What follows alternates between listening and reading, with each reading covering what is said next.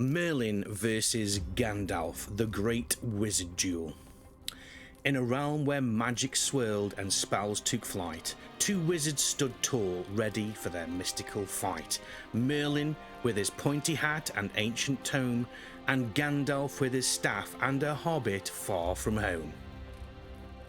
Merlin arrived first, riding a comet's fiery tail, his beard trailing behind like a celestial sail.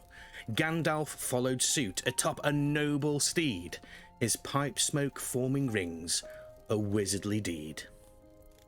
Merlin wore robes of stars, shimmering bright.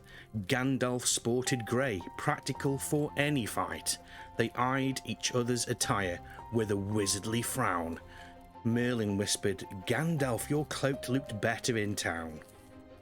They circled, wands drawn, ready to cast. Merlin mumbled incantations from the distant past. Gandalf countered with elvish words of power, creating fireworks that lit up the midnight hour. Merlin summoned dragons, phoenixes and griffins, but Gandalf raised an eyebrow, unimpressed by such fluffins. He called forth eagles and ents and a balrog or two. Merlin gulped, realizing this duel was no abracadabra debut. "Merlin," said Gandalf, "your spells lack finesse. Your potions taste like socks, I must confess." Merlin retorted, "Gandalf, your staff's a mere twig, and your advice to Frodo, well, that was just bigwig." The ground trembled as they chanted their might. Merlin's beard crackled with cosmic light. Gandalf's eyes blazed like 1,000 suns. Their duel shook the realms, even waking the Huns. But then, a twist! A portal opened wide, and out stepped Dumbledore, chuckling with pride. "Dear fellows," he said, "why fight like old fools?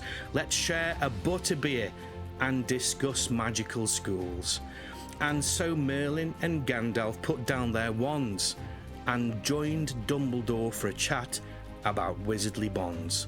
They laughed, swapped tales and toasted to the stars, for in the end magic united them, no matter how bizarre. So remember, dear Melonians, when wizards collide, it's not always about power, but sometimes just about the ride.